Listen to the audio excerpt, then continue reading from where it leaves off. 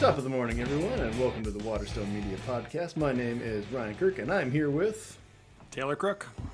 And we are doing the second episode of our podcast, and should be a pretty fun one for you today. Before we get started, Taylor, why don't you tell us what you're up to these days?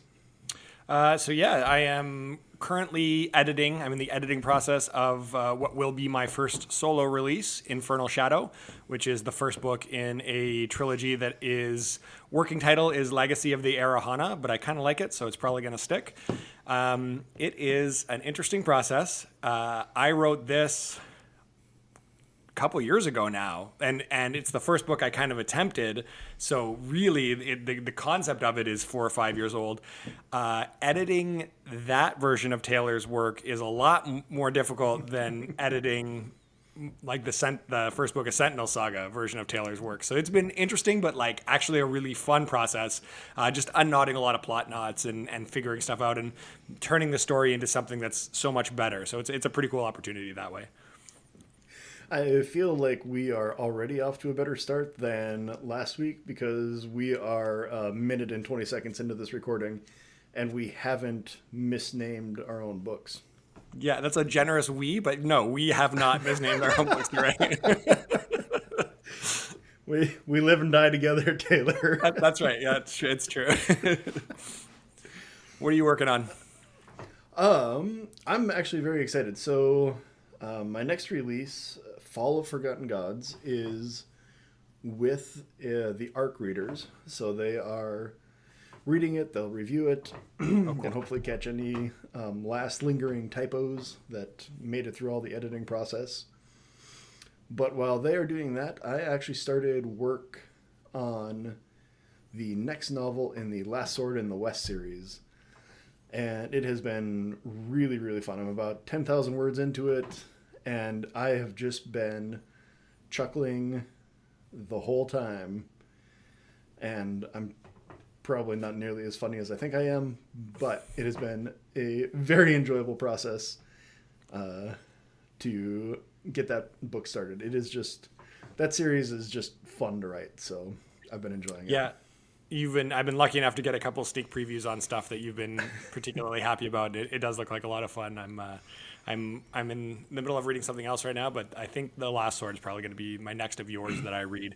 But it's interesting. We talked about this with Sentinels when we were writing the first book of Sentinels. I was reading the Gates series, and you're even noticing a little bit of your style creeping into my writing. So I do try and stagger it, so I'm not reading your stuff while we're working on something, which I think is probably a good move.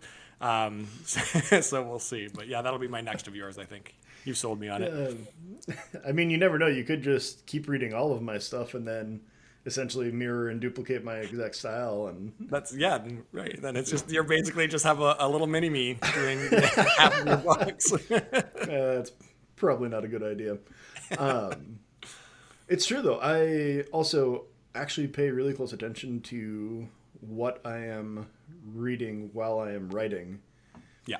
And like, I know that if there's like a type of author that I want their style to kind of leak into what I'm doing, that I try and save their books for when I'm writing an appropriate book. So like when I'm writing Last Sword, I will tend to read a lot more fantasy or thrillers that are faster paced, that keep that tension high.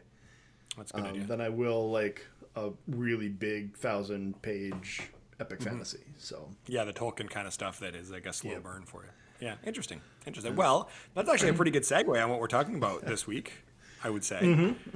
We decided to go with a top 5 list. So we're gonna talk about our top 5 favorite fantasy books or series. And can I just tell you, we came up with this idea a few days ago, and so I've been thinking about this, trying to figure out what would be in the top 5 list. And I really had a bit of a hard time with this. Did you? So yeah, so we talked about check.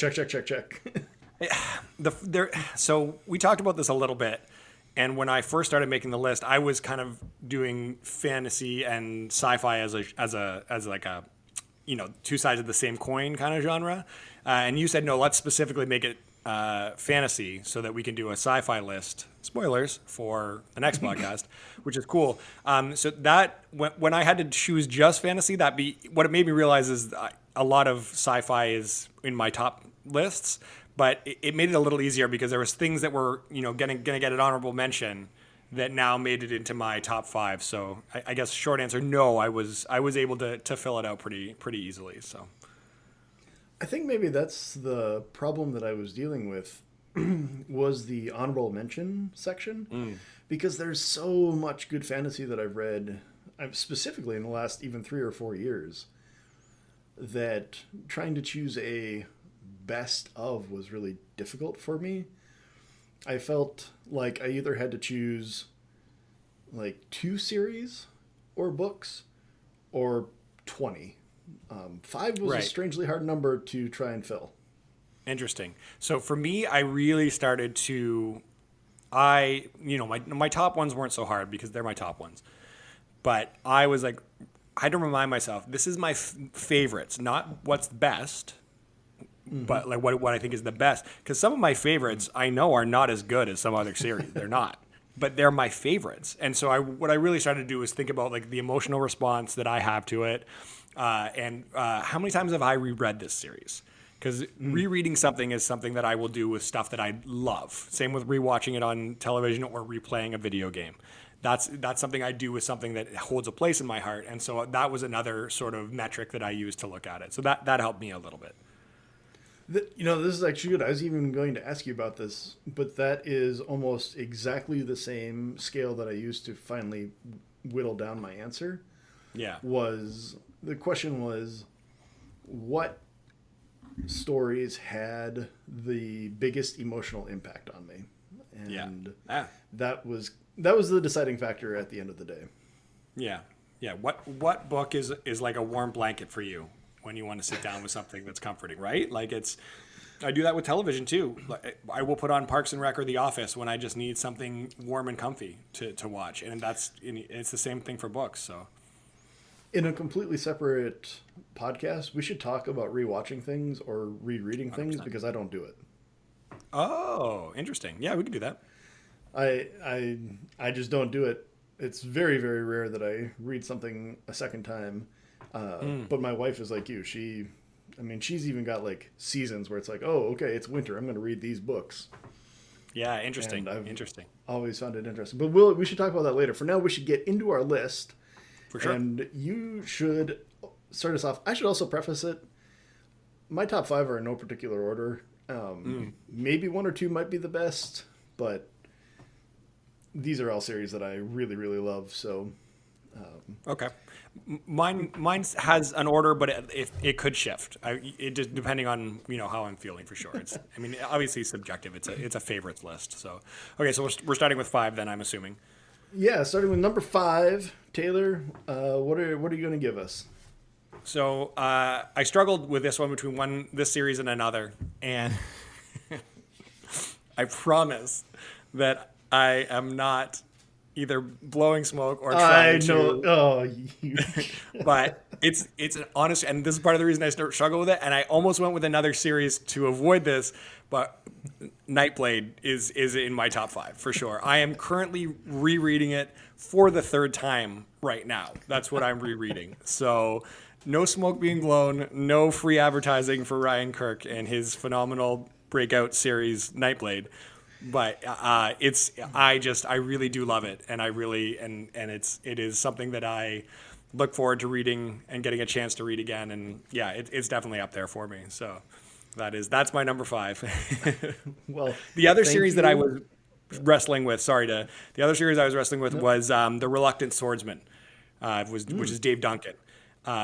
Which is another one of my series that, like, go-to rereads. So, but Nightblade edged it just a little bit. Mr. Duncan is a little problematic in his representation of women, I think. And as much as I try and separate the art sometimes and acknowledge that this was a series that was written in the 80s and that he really is doing his best to represent women well, it can be tough at times. So it's a little easier to not have to cringe through Nightblade as I do some parts of Reluctant Swordsman. So Well, thank you and congratulations for embarrassing me online. Well, it wasn't my intention, but if I'm doing an honest top five, that was not my number five. So Well, I appreciate it. Thank you very much. yeah, no worries. Um, so for mine, I'm actually going to go with the Mistborn trilogy by Brandon Sanderson. Have you read this one? I have not. I have not read any Sanderson, but in working with you, he has mentioned enough that I have looked into and I've sort of creating a little list. But maybe I'll put Mistborn at the top of my list for Sanderson to check out. I do have a tremendous amount of respect for him. He is an incredible author, and I don't think he and I have a lot in terms of style that's very similar. But I just have a tremendous amount of respect for the very hard and rule based magic systems that he creates. Yeah. And I think Mistborn actually might have been one of the first series of his that I read. And it still remains one of my favorites. I've only read the original trilogy. I know that the world has been expanded upon. But I loved both the mix of the hard magic and the way that it gets used throughout the series, but also just the twists and turns that the plot takes. I found myself very impressed by it, and it is a series that I would be happy to return to, which Cool. I can't say about very much. A lot of them. Yeah. Yeah. All right. Cool. Okay, number 4 for Taylor. Number 4 for me, Sword of Shannara. The very first. I read that. It was probably the first book I read after Tolkien, and I was pretty young. I read Lord of the Rings when I was in grade 3 or so, grade 3 or 4. So this would have been the first one after that. So I don't think I was old enough to understand how much Tolkien was being used in something like Shannara. Like it's a very, that blueprint is very, no, I mean, that being said, it's the hero's journey. You know what I mean? So it was similar enough for me to say, oh, like Alanon, that guy's like Gandalf. And sort of see the formula that I enjoyed in Lord of the Rings, and then like see it. And obviously, it is a very different series. But that first one was it was the first time I was introduced to a druid, and the idea of a druid, a magic druid using oh man, that was great. I loved that. I thought that was really cool. So it's not one that I don't know. I may have reread it, but it's been a long time. So it's for my hardcover collection. It's one I'm hunting for right now. So, but that's my number 4. That was going to be the question. Again, it's like you're in my head, but I was actually going to ask you if you had reread it as you were older and now had read a wider breadth of fantasy, and if it had changed your opinion at all. Yeah, no, and I haven't. So I think it would be interesting to do that, but there's a place for it in my heart for and it's who it may not change because it sort of it forms who you are and what your opinion is, right? So, but as a kid, I just remember loving it. I do find that critique very interesting that it does get compared so often to Tolkien and how it borrowed from Tolkien's story, because I think it's a double-edged sword where there are some people who are like, yes, I want more Lord of the Rings. This is fantastic. Yeah. And then there's others who are, no, this is too derivative. It cuts both ways, right? Yeah, absolutely it does. Absolutely. Number 4 for you? Yeah, so this one might be a little bit out of left field, and this is one that I thought about for quite a while. Had a hard time figuring out what to put in this position, but I'm actually going to go with the manga and now anime series Attack on Titan. Oh, interesting. I don't know that I would have thought of that as fan, but obviously manga is fantasy. Like that's exactly what it is. So interesting. Yeah, I think this one definitely qualifies. There's a lot of it kind of blends magic versus science, so I suppose potentially you could make an argument both ways, but I think particularly near the beginning, before the mechanisms of the world are truly understood, it certainly seems fantastic or mythological, and I think I have lost Ryan, but it looks like I'm still recording, so I'm not sure 100% what is going to happen next. I will vamp a little bit here. He was having a little bit of technical issue before we got started. Oh, it looks like he's coming back. I see a loading screen with Ryan underneath. So we Okay, shall see what I am happens. back. Oh, you're back. I vamped. Don't worry. I don't know if it counts as vamping to say you're vamping, but I vamped. But anyway, going back to Attack on Titan. Yep.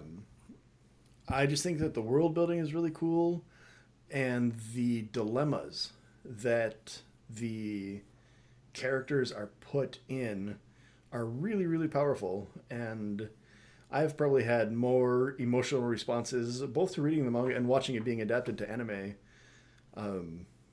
than in a lot of other series that I've read. So I have to put Attack on Titan on the list. Interesting. That's cool. Yeah, I don't know that I would have necessarily thought of that, but yeah, you're absolutely right about the world building and such. I am not as much an anime or manga guy, so I haven't checked it out. But again, maybe I should there. That's Someday I'm going to rub off on you. I mean, I watched Cowboy Bebop. Well, the well, new that's version someday of it that you didn't like. So. Too. Yeah, fair enough. So number 3 for you.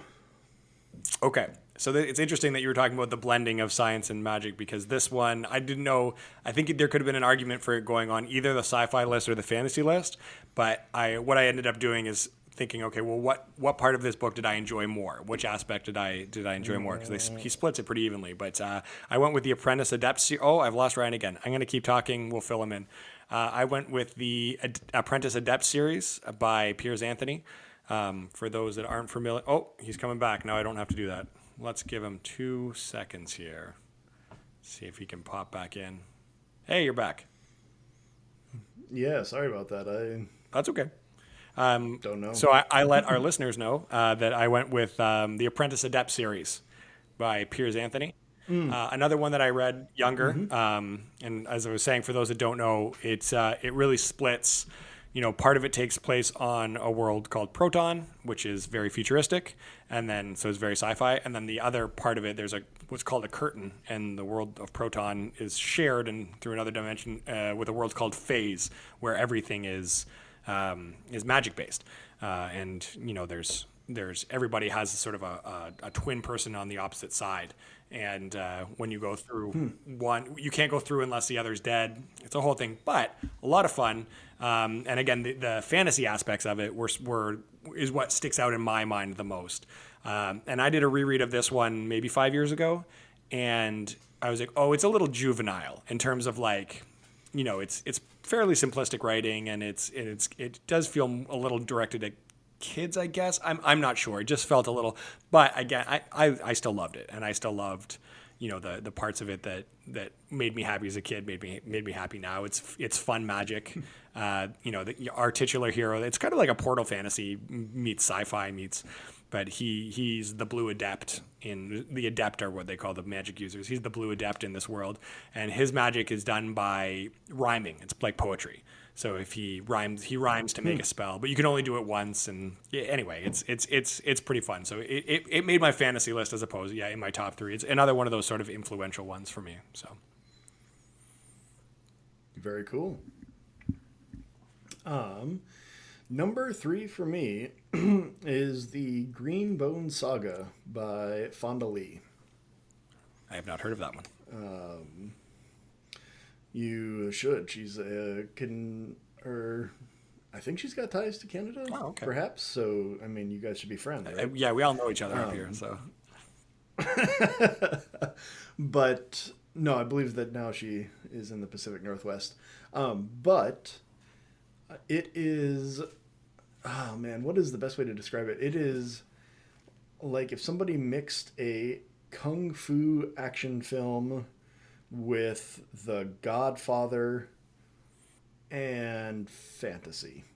Sounds amazing. You've got the cool kind of organized crime aspect. You've got really cool magic system that revolves around the use of jade. Okay. Which when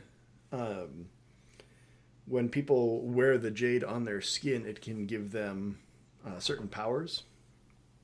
which leads to some of the most exquisite fight scenes that have ever been put to paper. Cool.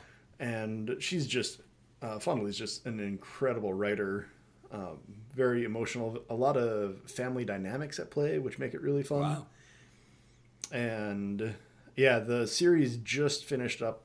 I think the final book released in November or December, and it is definitely catapulted itself up to the top of my list. It is really good. It like 1, 2, or 3 could, any one of them could have been in the number 1 spot. Yeah. And Greenbone Saga is certainly one of those. Cool. All right. I like it. Oh boy, we are getting down to some important books here. We are. Number 2. We are. And so my number 2, maybe it's a little obvious, but Lord of the Rings and The Hobbit, all is one, the four books. I mean, I have memories of, long summer afternoons when I was a kid, just out in the woods reading those books, just trying to walk through the woods like Strider. You know what I mean? Like I'm trying to not break twigs as I walk through. Like it is obviously a classic, and it's maybe starting to show its age a little bit in terms of just, Tolkien's desire to describe to you in excruciating detail every single thing that is seen so that you're seeing it exactly through his eyes.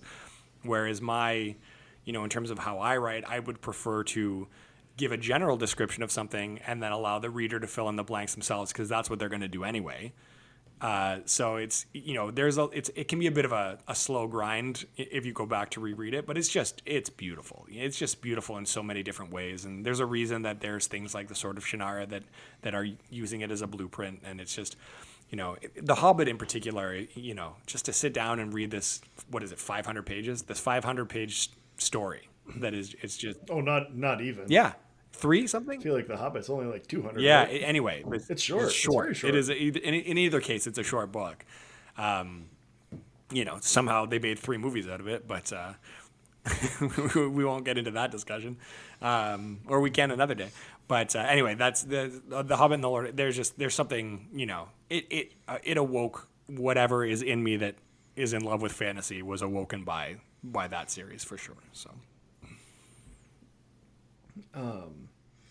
There's something that's really fun where my wife actually tells the story of her dad, I think, used to read sections of The Hobbit to her every night before she fell asleep when she was fairly young. I'm tempted to say 6, 7, 8, somewhere in there.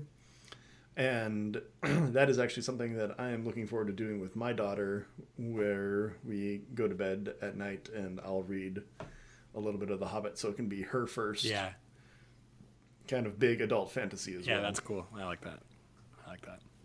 What's your number 2? For my number 2, I'm actually going to go with the Malazan Book of the Fallen. Okay. By Stephen Erickson, the 10-book series. It is a joke on Reddit, but it is just one of the most impactful series I've ever read. It is enormous. It is complex. It is opaque. The author, Stephen Erickson, you got to figure it out. He's going to dump you into this world, and he's not going to give you very much. But to this day, it is one of the most rewarding and emotionally impactful stories I've ever read. I don't think a single series has made me both laugh and cry both as much as that series has. Wow. It is incredibly dark, but because of that, the humor that's in it seems to land even harder than something that's kind of funnier straight through. Right. Yeah. And the moments of humor jump out at you. Yeah. Interesting. Well, yeah, and it's the only large fantasy series that I've read that I would consider rereading. Like, I would never reread Wheel of Time or any other big series, I guess. Yeah. Wheel of Time is the one that jumps right out to me. Yeah. But this one I would. Partly because there's so much that was hidden that I didn't figure out until near the end. That'd be fun to go back and reread, knowing everything that I know now. Yeah, yeah, for sure. Yeah, that's the interesting part about that. Why is it a joke on Reddit? What's the... I've seen a few different ones, but the thing is that with 10 books that are like 10, they're each hundreds of pages long, 900 pages. It just covers an enormous amount of plot. There's hundreds, if not thousands, of characters. And so in that time, it seems like almost every type of story is told. Right. There's romantic stories, there's revenge stories, there's military stories. You've got tales of gods, tales of humans. You've got assassins, you've got rogues, like there's just everything is in there. And so a lot of times what happens is when people will go on our fantasy and ask for recommendations, those books come up, even though those books are totally not appropriate. Like the joke that I see is, if somebody comes going looking for a fantasy romance, you're like, well, there's a fantasy subplot here on book 6 and from pages 800 to 900. Right, so yeah. I'm going to recommend it because it is one of those series that does have a tremendous impact on people when they read it. Often. Yeah. Sometimes that impact is people really don't like it because it is so obtuse, and that makes sense. Yeah, I get that. But yeah, it gets recommended for a lot of things that it probably shouldn't be recommended for. Okay. It's just funny because my number one is also not maybe the most well thought of when you Google it. Or look, but the reality is it's my number one.